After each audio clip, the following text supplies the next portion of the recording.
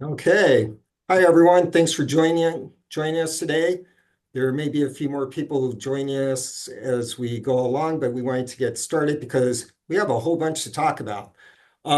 So a few things just during this time, please keep your audio muted so we don't have the background noise, dogs barking, or anything else that's going on. We are recording this, so it will be available for later as well if you have any interest in listening to it again or forwarding it off to someone else. Um, Real quickly, because there are some guest people joining us today, I just wanted to introduce myself. I'm Mike Spieler, owner of Sherpa Financial Advisors. We're an independent financial advisory firm where we work with individuals and businesses, to help them to align solutions to their questions about finances to help them make hopefully really good decisions. We do partner with other professionals dealing with taxes, estate business attorneys, insurance, things like that, lenders. So we're accessible in trying to really help everyone with a more comprehensive point of view. One of the things that we also do is like to partner with these professionals to do webinars like this, which I will introduce our guests in a little bit. But first, as well, if you do want to learn more about myself or what we do, our website, of course, has some really great information. But personally, I'd rather you just reach out, make an appointment, complimentary, let's talk, and I will answer any questions you have and let you know what we do. Um, Today's focus, we thought it would be really interesting with a lot of the topics going on in the news where people have a lot of questions, such as myself, and I'm sure everyone here does as well. So we wanted to talk at a high level about them and really focus on how they may impact the economy or investments.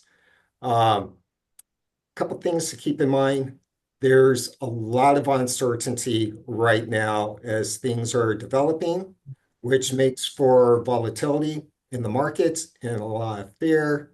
So that's happening and probably will continue to happen. The other thing is, as I have noticed, there is a lot of complexity with some of the decisions and ideas being thrown out there. And we're only hearing a very high level of it. We're not getting all the details and specifics that the media is not reporting to us because there's just way too much to know anyway. So keep that in mind. And we will have volatility continuing kind of like investments, but even with this, I would like you guys and everyone to be encouraged, like, let's focus on the long term, not just on your investments, but just on the economy for the US and what that means. Yes, short term can be really rough. There's some pain we probably will experience. But as kind of the saying goes, this too shall pass. So hopefully that just helps you feel a little bit more encouraged. The way we have today structured is because we have a few topics, and I know Jeremy, who's helping us out, has a lot of information. You have a lot of questions, some questions I've already received. We're going to spend about 10 minutes on a topic and then move forward. And then hopefully at the end, we have 15 minutes for more questions and answers at that time. If you do have questions, just simply write it in the chat section. That way we can look through them, sort them out. We probably will get multiple questions and we can organize them and prioritize them. If we don't get to your question, I will follow up with you or you can reach out to me and we can have a discussion about that. That was really quick. And now let's get to the good part. We've invited Geremy van Arkel here. He's a great partner of ours with Frontier Asset Management. He's been there since 2002, has a really interesting background with a lot of credentials and just a lot of really personal, interesting things. But for simplicity, I'm just going to hand it over to him because he's a really interesting guy and he has the ability to take complex things and talk about them in an easier manner. So without any more of me, Geremy, I want to welcome you. Thank you again for joining us today. Thanks. Appreciate it. Mike, real quick here. Yeah. Do you want me to present or No, are we gonna do Q&A? Q&A. So I Q&A. have some questions Good. that I thought of and some questions clients have already submitted. So let's just jump into, the easy one Awesome. first, tariffs. Uh, Yeah, that's an easy one. yeah. So I'm real high level. I think we all know what a tariff is. It's an extra fee governments put on to a product or a good coming into the country. Um, There, again, there's a lot of complexity. Short, I was on a webinar the other day with the Foreign Trade Association, and they were talking about some of the tariffs, and they are still uncertain to the extent of things being applied and what's going to happen. So it's confusing. But for simplicity now, Geremy, maybe you can talk a little bit to start off, like, how did the tariffs impact our trade deficit and the purpose of tariffs related to that?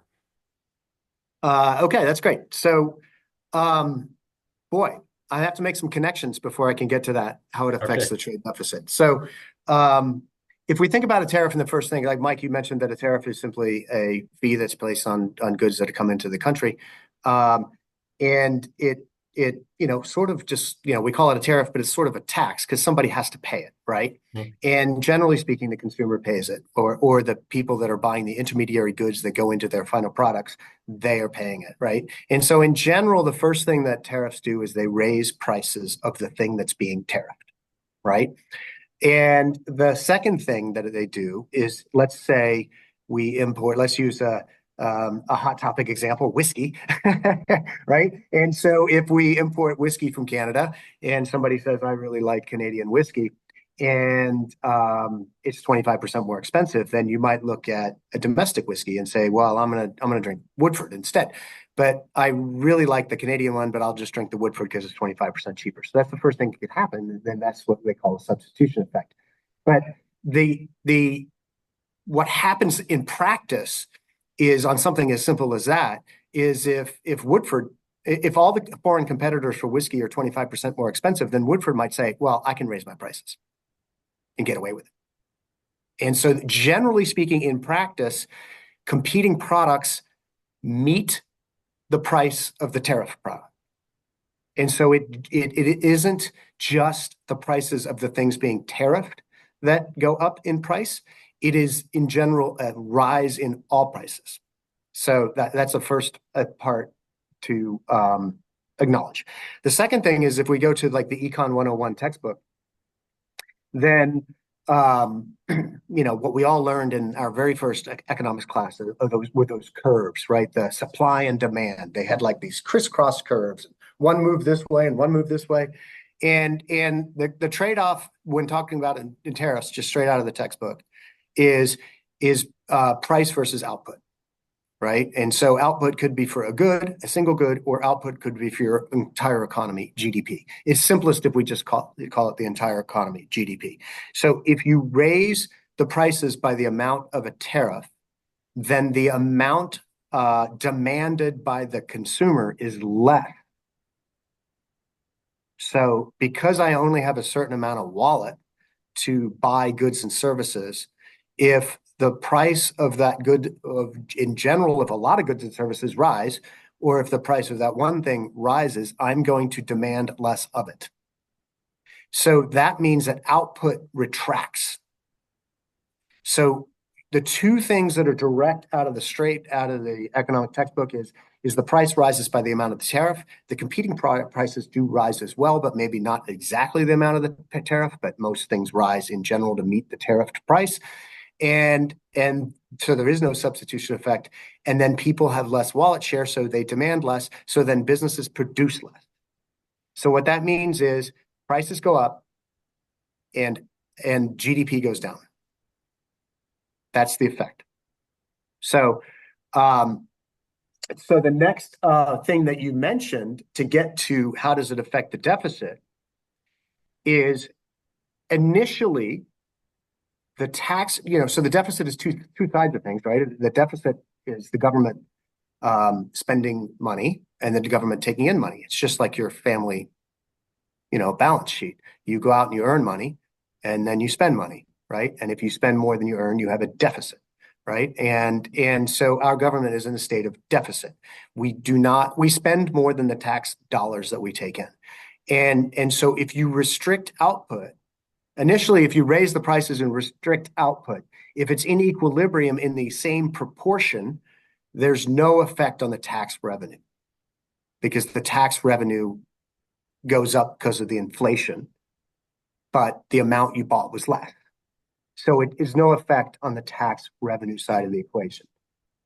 But if tariffs stay in place longer, the proportion that the economy shrinks is greater, right? Because unless you get a raise each year by the amount of the tariff, each year or as time goes by, you're consuming less and less and less and less.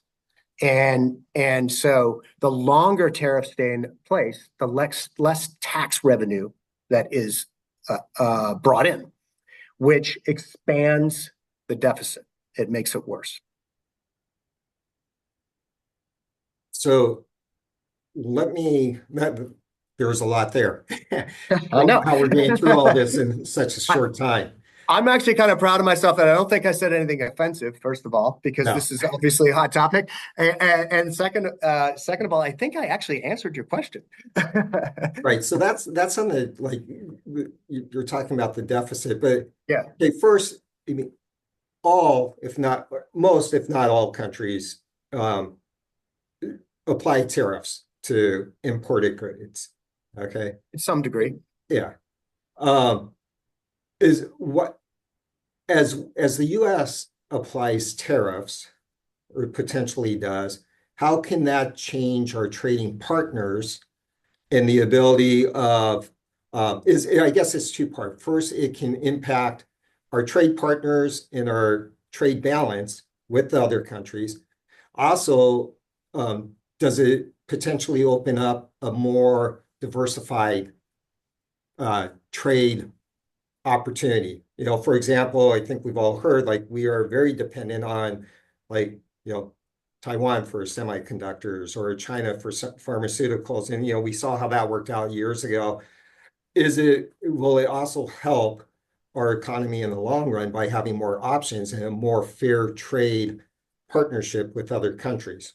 Or is it just kind of shifting it and again, will work out to a net result? Does that make sense? Yeah. Yeah. So will it create establish more businesses and manufacturing in the United Just more States? flexibility and options in our importing Yeah. and exporting for Yeah. trade.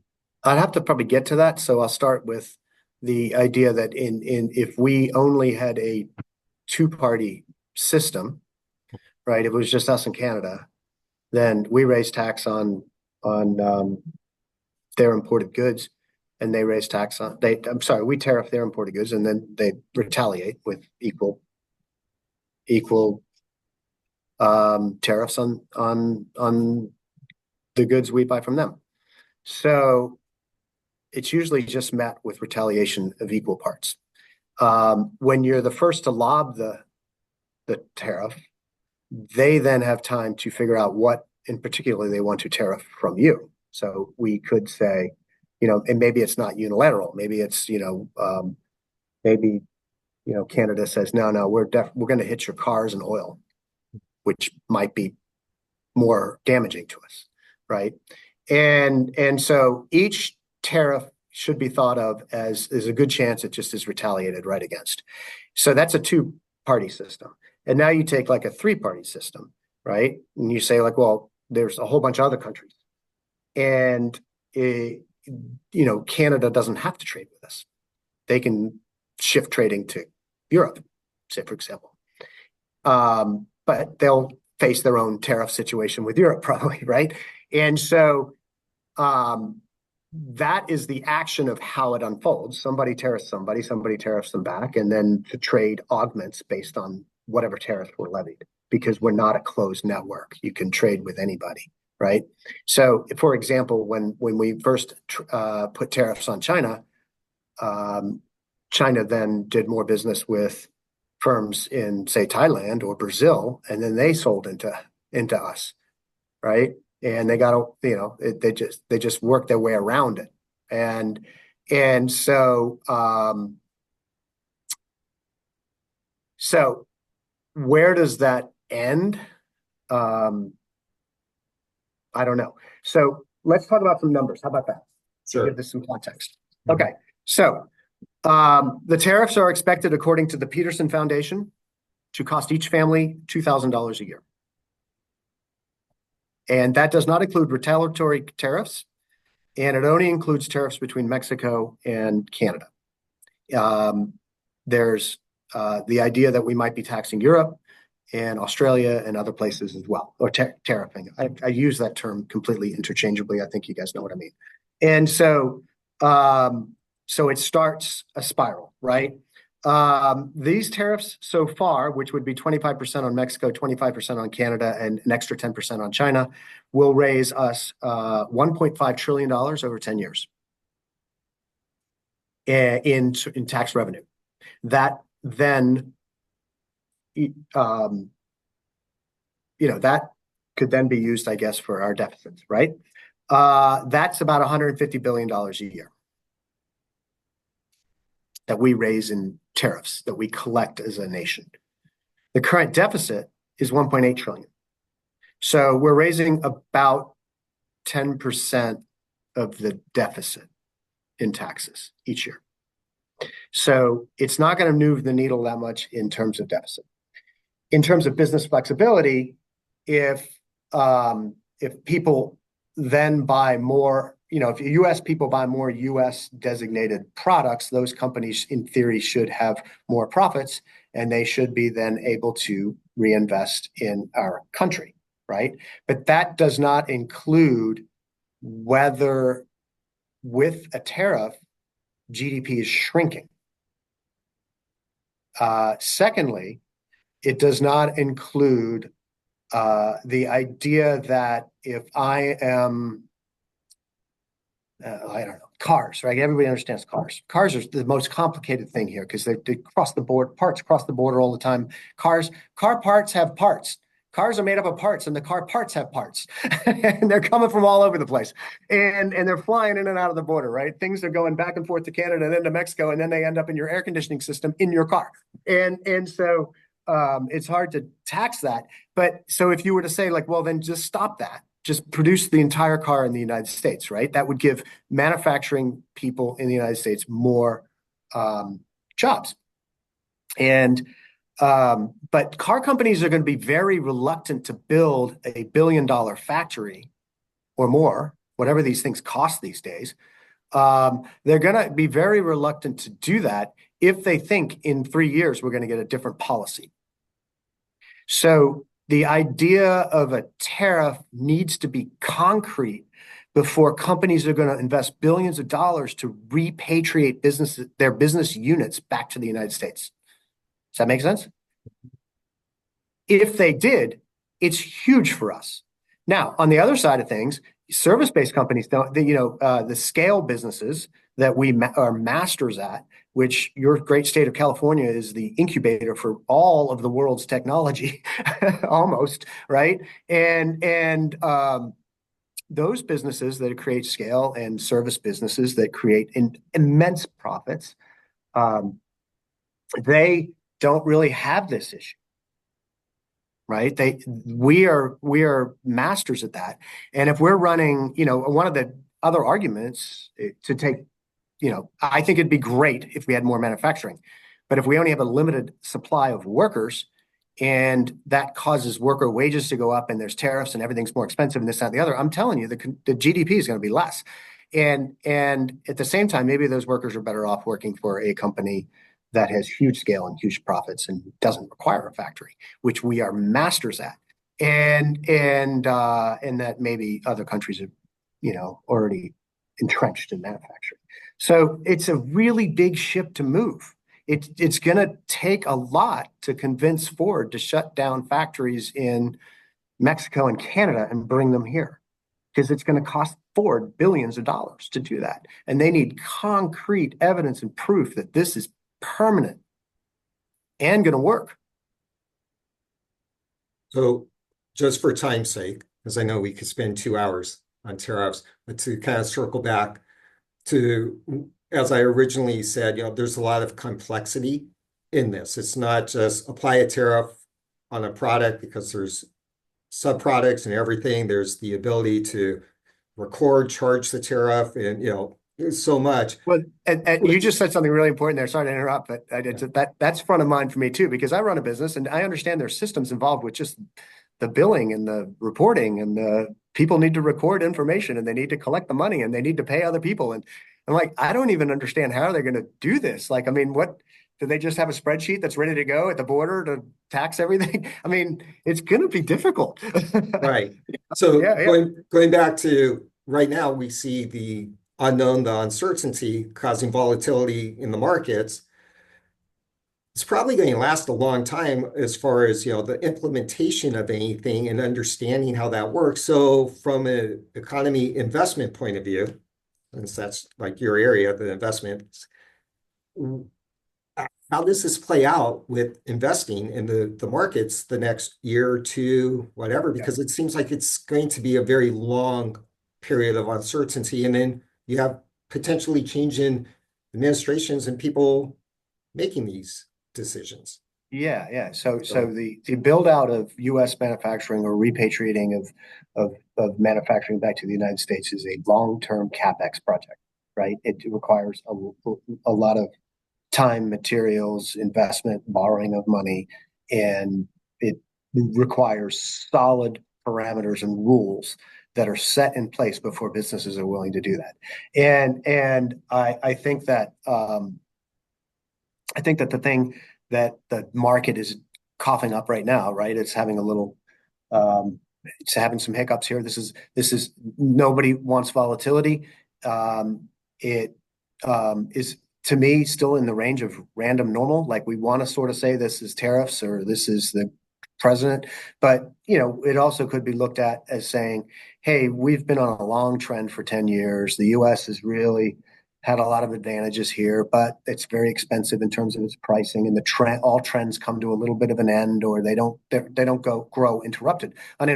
So some of this might have just been natural. It was going to happen anyway. So we're having some volatility in the market. I do think the market is of the information of the policies that are coming in with the new administration, DOGE, immigration, and tariffs being the three main ones. I do think the tariffs is the only one that's really powerful to the market, right?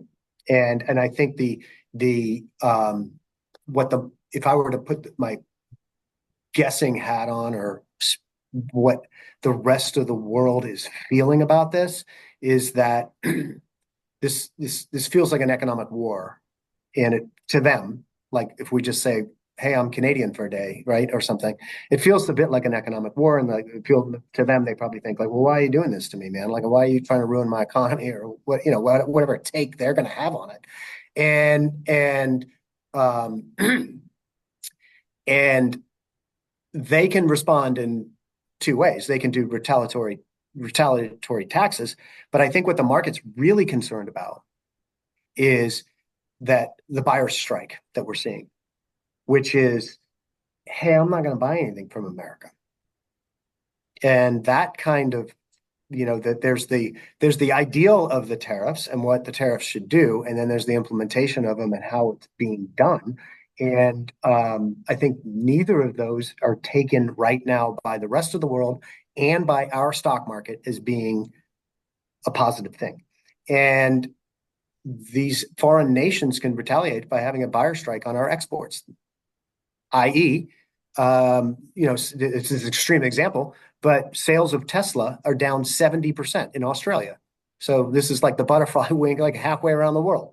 Right. Farthest place away from me that you could possibly get. In Australia, Tesla sales are down 70%. People don't want to buy them. And so it's not that they don't like electric cars. They're buying plenty of electric cars. And so they get to vote with their wallet. And I think the market is concerned about that. I think that's the we're playing chess here, right? It's not one move; it's the 3-4 moves down, right. And I think that's the knock-on effect here, or the second order effect that the market's concerned with, is our exports, is our ability of our businesses to export. Okay. Like if you give them a choice, if you're in Sweden, for example, and they have an app that says buy Swedish goods, and then they see Crest toothpaste, and they're like, I'm not going to buy that.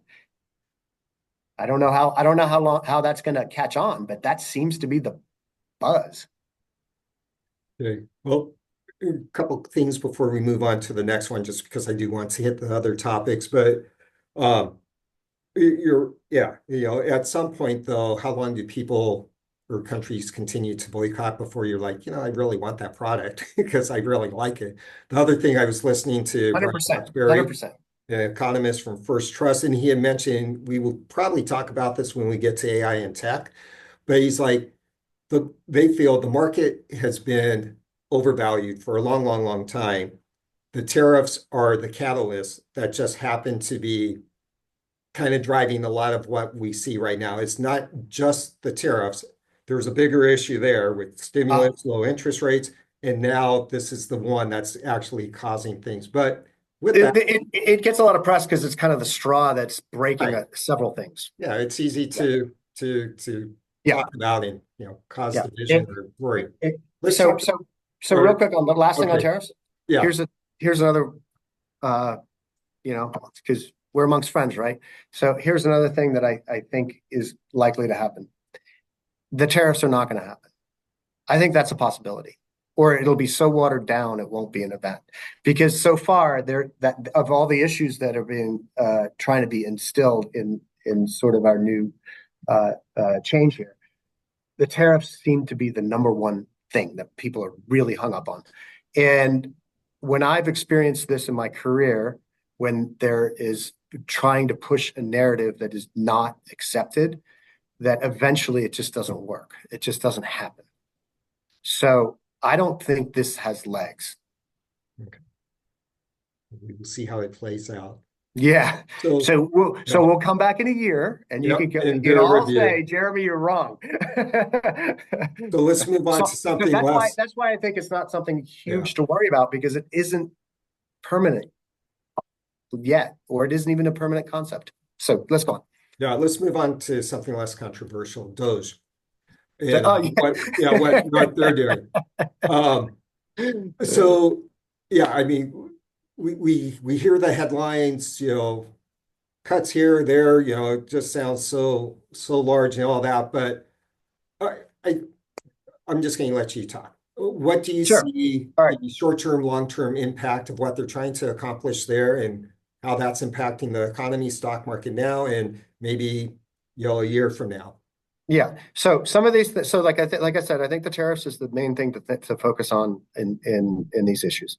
I think the other two are getting a lot of uh, political play, and they're being played up, right? And I'll explain why that is. We see a lot of it on TV, and it is getting repeated, and it feels visceral. It's like, like I can't believe they're doing this so abruptly and in such a weird manner, and I wasn't expecting this, or people are saying this is exactly what I wanted, right? But I think these two issues are much smaller. So first of all, the U.S. economy is a $29 trillion GDP economy. $29 trillion in GDP is generated in the United States, and that is driven by consumers buying things, people like us going to work and making money, and we eventually say, you know what, I really want to buy that thing, and I'm going to buy another house, and I'm going to work harder, and I'm going to build my business, and that's just a huge engine to stop. And then it's made up of businesses, people like Google and all these companies that hire all these people, and they have profits, and they have sales and profits, and every single year, I always make a joke here, like, it's pretty amazing that Coca-Cola here in Atlanta is still doing its thing. It's like, really, sugar water still, and but it still goes on, right? And that's an impossible thing to stop, right? You're not going to stop businesses from just doing their machine thing to make money, and you're not going to, the government is another part of that, and the DOGE piece is in the government spending, right? And of the government spending, their spending is $6.9 trillion that contributes to that economy, right? Of that $6.9 trillion, it's estimated that approximately 5 to 6% of it is WFA, waste, fraud, and abuse, or wasted money, right? And so that's about $350 billion a year that could be cut out of the government, and we'd all be better off for it. And I think everybody would be like, yeah, that was kind of wasteful. Let's do it, right? And because these things build up in layers, and then as like all government programs, it's easy to institute and impossible to stop. So that waste, fraud, and abuse is a tiny fraction of our economy. Tiny.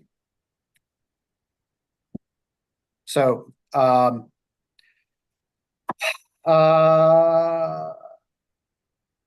yeah, so I just don't think I think while it's getting a lot of play and it's getting a lot of repeats and passing alongs in Instagram or whatever, and it feels a little visceral, I just don't think it's going to move the needle at all. It's just like a big giant business laying off some people. Okay, I'm trying to ask questions appropriate for right now. Sure. In that. So, okay, with the actions they are discussing to take and all of that, I guess how much of DOGE then do you feel is actually impacting, what do you see impacting the market, the stock markets now? Yeah. Is it to what extent? I think DOGE is generally accepted. I think, while I like here in Atlanta, like right down the street from my house, I got two government organizations. I got a VA hospital and psychiatric clinic, and I have the CDC. Like they can walk to them from. I live right by Emory University, and the CDC is just this incredible big thing. And then we have a VA hospital, which is feels like a very mandatory, like sort of a little more depressing thing. And the government has workers at both of those places. And if you thought of those as businesses, they could lay people off, I guess, right? That's what I mean by that. But I don't think they're going to just get rid of the VA or the CDC, right? There'll still be some organization standing. They'll just have less people. They're going to try to cut costs, and then there is this whole other long chain of things that are a lot more easy to identify, which might be aid programs that is hard for people to identify what positive effect we get. So it's like kind of low hanging fruit if we're going to say, hey, we're going to cut the government deficit.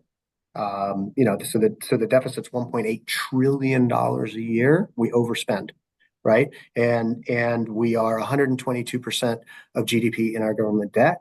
So we're overspending every year by $1.5 to $1.8 trillion. And we already have $36 billion in debt, which is more than our GDP. So it feels mandatory to cut costs, right? And the low-hanging fruit, I think, is what you see a lot of on TV, these programs that doesn't feel right. And I think that you could almost put that all in the category of waste, fraud, and abuse. And then there's the beyond that, which is the shrinking of the actual budget, which I think there's a lot of, if you laid off 10% of the government workforce, that's kind of what it feels like. Well, I guess a couple things that I view it as, low-hanging fruit, right? Why not? Why not? Why not?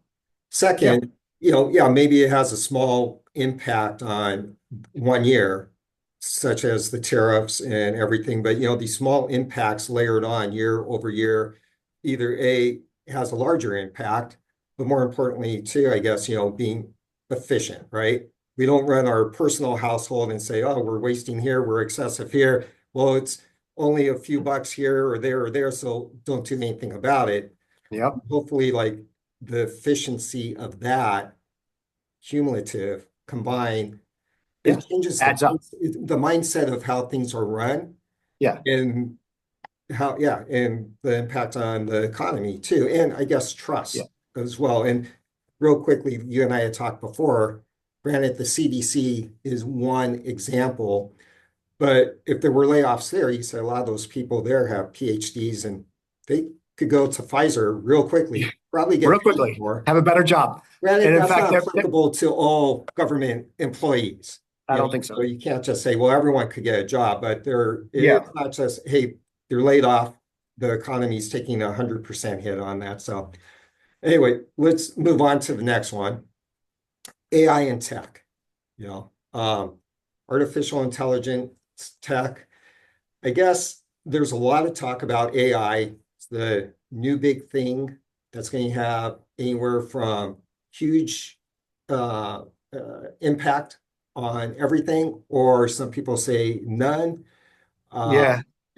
I guess high level, maybe your thoughts on that, but also I want to tie it in to the Mag 7, the big seven stocks that have been driving the S&P 500, and how what they're doing with AI, how that's impacting them, how that's Yeah. potentially impacting the S&P 500, and that being maybe overweighted, those stocks. So I know there's a lot there, but maybe Yeah.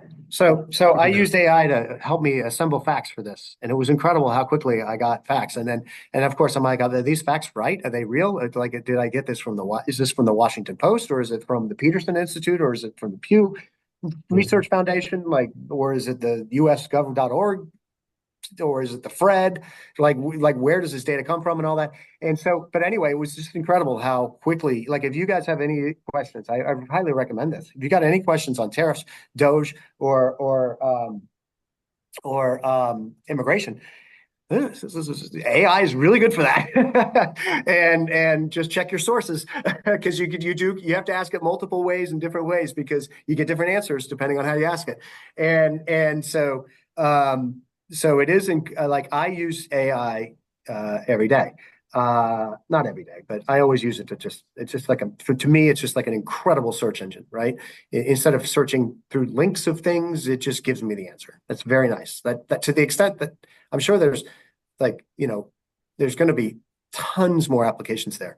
Now, people are saying this is going to be as revolutionary as the internet. I don't think it's as revolutionary as the internet. I guess I'd have to be proven. That'd have to be proven to me. This just feels like an add-on to the information age. But AI is going to enable robotics. It's going to enable, I'm buying one of these robot lawnmowers from Husqvarna from Sweden that, like, will mow your lawn. And then when it's done, it just goes back to its charging station and learns your lawn and everything. It's just like, I'm like, wow, are you kidding? And I can control it on my phone, right? So these things are like, they're very enabling things. So I think we're all going to use it. I think there's going to be tons of competition. So when the internet was sort of became public in the 90s, and then was sort of built out. It was built out by the US. It was like, if you remember the tech boom, it was all around the internet and websites, and how the internet was going to change our lives, and how the US had dominance over the internet. And US businesses were the only businesses that, in theory, at the time, that were going to profit from it or utilize it. And the internet it didn't become a profit source really for anybody except maybe Google, because it has a search. It just became a utility that everybody used to make their lives better, quicker, easier. And look how it's changed our lives. We couldn't even imagine how it's changed our lives. We couldn't even imagine that we would spend hours on TikTok, right? Which my wife calls Scientific American, so that when she quotes statistics from TikTok, she can say she got it from Scientific American. But I think AI is going to do that. We don't know how it's going to change our lives, but I think the next progression of it is, sure, you have this build out, and then you have these leaders, right? Microsoft, and you got Microsoft, and you've got NVIDIA, that are kind of the leaders so far. But then you're going to have competition, like the DeepSeek and the Tencent and Baidu, all which happen to be located in China. China has given this a full push, and as you get better and better and better at it, you don't need to use proprietary chips or special chips from NVIDIA. And so it just is going to take that natural progression that sort of the internet did. There was a few leaders in the beginning, and then it became a utility. People weren't really profiting from it. People were using it for profit. So getting to the Mag 7, right now, the AI company to own in the Mag 7, if So when you think about AI, think about this. Think about everybody that's going to do AI work or data centers, or need to do quantum computing and massive computing power is going to buy NVIDIA chips so far. So when we say we're going to have $1 trillion worth of CapEx this year, $1 trillion in the United States worth of CapEx, right? So that would be CapEx let's say Google, Facebook, Microsoft, Amazon, and all the other businesses, they take money out of their savings accounts and they rain it into the economy, right? But the main benefit, there's no point in those companies just hoarding cash. Spend that cash, makes our economy better. So that's $1 trillion of spending from those companies combined. The main beneficiary of those, though, is NVIDIA right now, because the chips are the part that is the monopoly. And everything else is fairly universal. There's tons of search and there's tons of AI, large language models now. There's international competition in that space, and it seems to be the chips are the lockup. But NVIDIA's it doesn't appear like they're going to have that lockup for much longer, because the new large language models don't need as much computing power, and so it's hard to tell how that's going to affect the Mag 7. So let's take it to a bigger concept, which is the Mag 7 and the concentration, right? So what's happened to the Mag 7 is as old as time. And so in 1929, there were oil companies and railroads, and they were going to change the United States. Everybody's going to drive a car. We're going to transport everything on railroads, and we're going to connect this whole country together, right? And there's like 6 companies that are going to do it all. And we had massive concentration in those 6 companies in the 1920s. And then in the mid 60s, you had the invention of the computer, and we had a massive concentration in computer stocks in the S&P. And when in 1973, 74, you had the Nifty 50. You guys remember that? And then when the internet came out, you had the internet concentration. So all of these points were times when very few companies were going to dominate all business, and it never worked out. It always unwound. And so it just gets back to that, markets trend. And when they trend based on a theme, like AI is going to change the world, the internet's going to change the world, we invented the computer, or, hey, look at this railroad. When everybody invests in one theme because they think, hey, well, everybody's going to make money, the theme, how can the theme be wrong, right? You get these concentration points, and you get a collective mind of the market all thinking the same way. And it is akin to everybody in the whole of Southern California wants to buy houses in one neighborhood. And so they sell all their homes to pile all their money into very, very, very few homes in one neighborhood. And then the next people that come and buy those homes that maybe were $1 million that are now $100 million, that next person that buys that home, they're not going to make any money. And in fact, they stand to lose a lot, right? And the value when you have these concentration points in the market is going to where everything was sold to buy those few things. And it is what we are hearing from our stock picker mutual fund managers. It is the businesses that are going to use AI for profit that nobody's figured out yet, and that their prices are really cheap because everybody has an inordinate amount of money in just 7 stocks. And so it is a great opportunity. AI has created a great opportunity for stocks, in that the concentration has created a great opportunity for stocks that are not the Mag 7, right?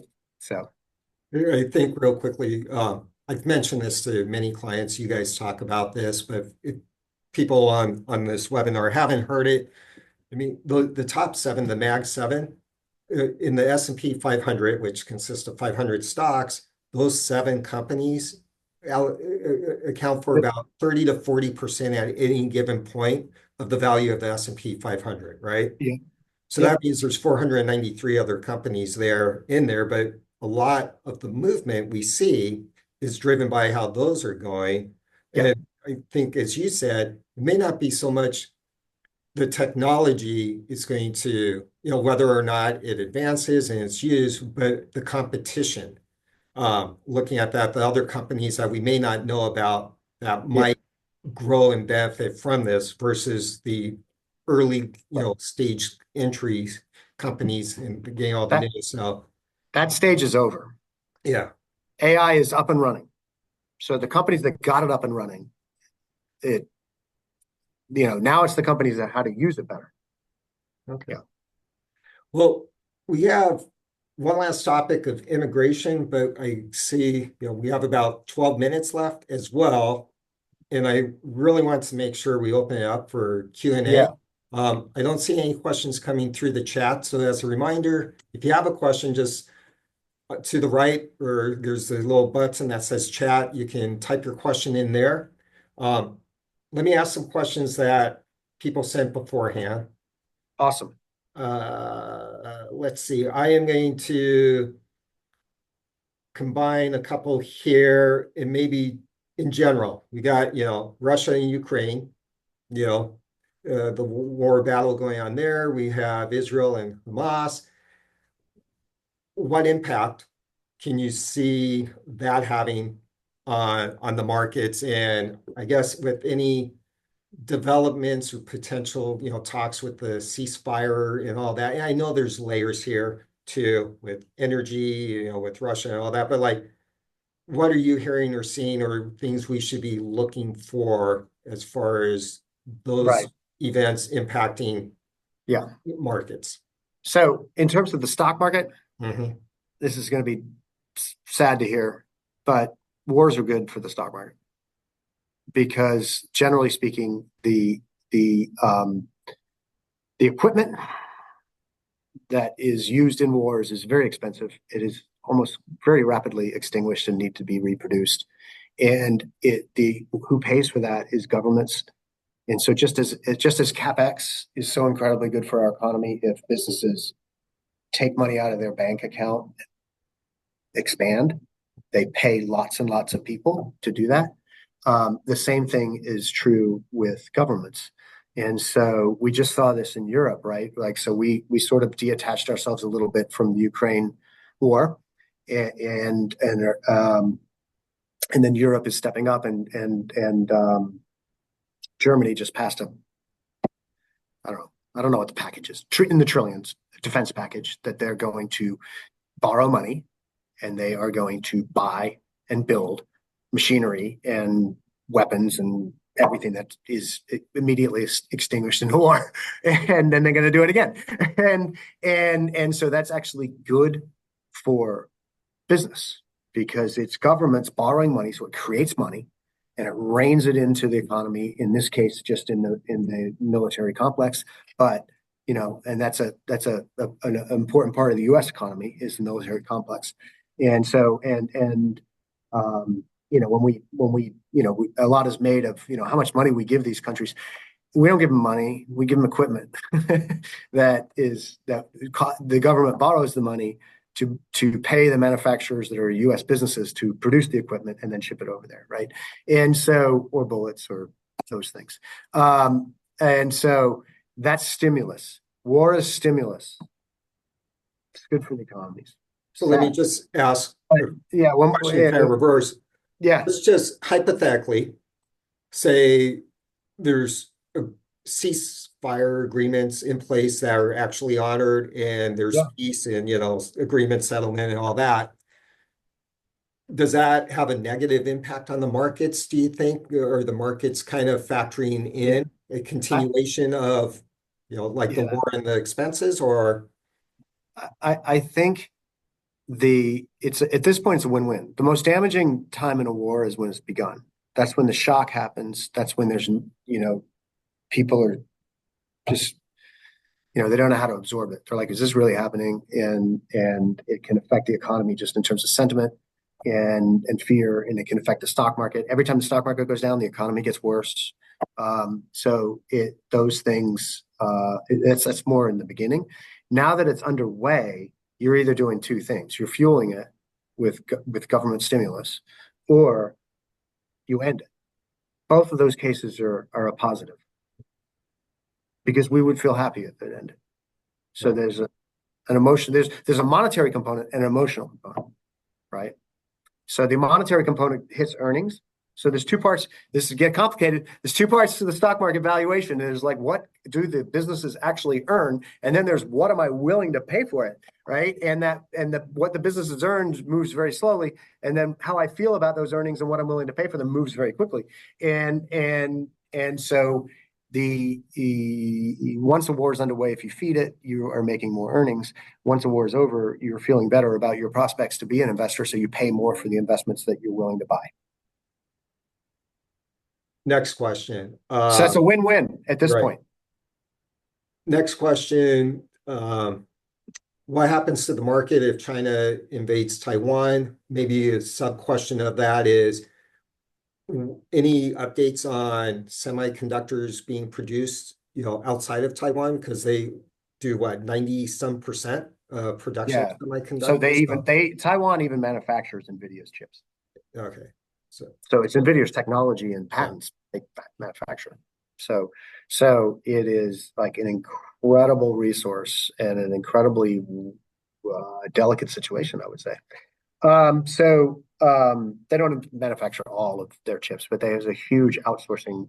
That's why they produce so much. So is that Intel and everybody else can produce their chips in Taiwan Semi's fabs, and so these fabs are incredibly expensive to build. And there's a project. Intel was receiving government subsidies to build a project in north of Columbus, Ohio. And I went to a presentation about that like 3 years ago, and they said, "Oh, it's going to be a $10 billion project." And I laughed when they showed me how big this thing was. I'm like, that is not going to be 10 billion. That's going to be like 30 billion. And so anyway, so it turns out it's 2 times overrunning in cost, and they can't afford it, and it requires government subsidies to actually get these things up and running. And anytime you have something that costs that much money, you need long-term commitments so that Taiwan actually says, "Well, I'll build a fab in Phoenix," which is Samsung says, "I'm going to build a fab in Phoenix." They require a lot of water. I'm not sure where they're going to Phoenix, but anyway. So these semiconductors are incredibly powerful resources in the world. They're not something to be taken lightly. So the next thing is if China invades Taiwan, to repatriate them back now, like they did Hong Kong. But they didn't have to invade Hong Kong. Hong Kong, it was a contractual agreement, right? China sees itself as a sovereign, Taiwan sees itself as a sovereign nation when technically it is a province of China, which is, I didn't know that. But they act independently, have an independent government, and vote on their own government, and have their own laws and rules and legal system. And so they act as if they're a sovereign nation. And I think in the modern times, there's 2 ways to approach things, probably just in general in life.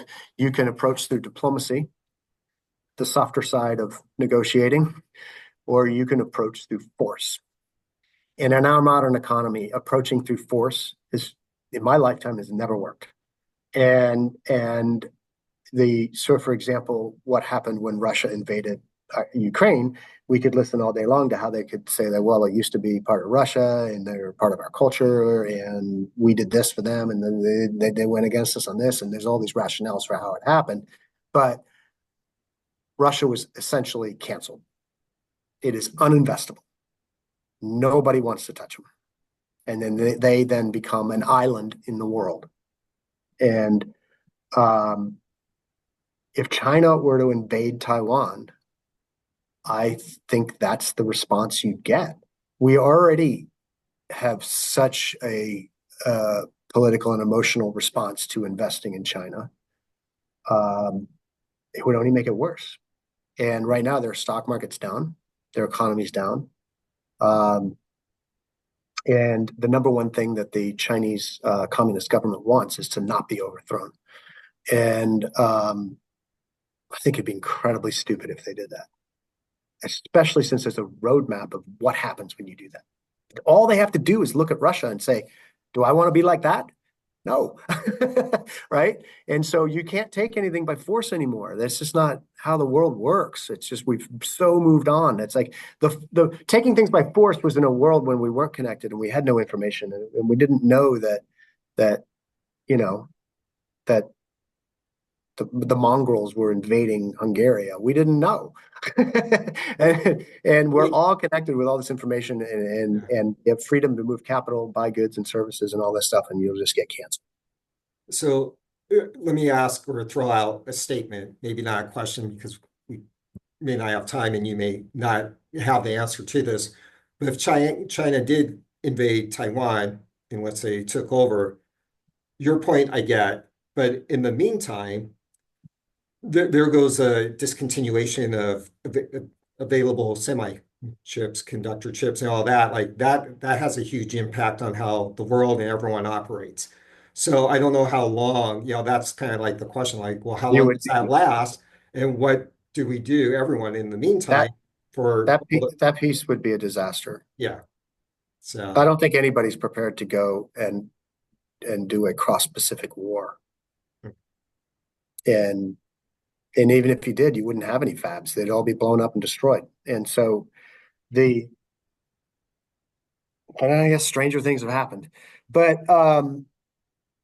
that's why it's so imperative that we build fabs here. right. And it's just too expensive for people to do. The Taiwan Semiconductor is the only company in the world that can do that because they had such a head start. They didn't do it all at once. They slowly added on. They bought a starter home and slowly added on. They didn't buy it, Right. all at once. It's like, and so and it's so incredibly expensive, and that's why nobody else is leaders in fab making because they just can't get that stuff off the ground.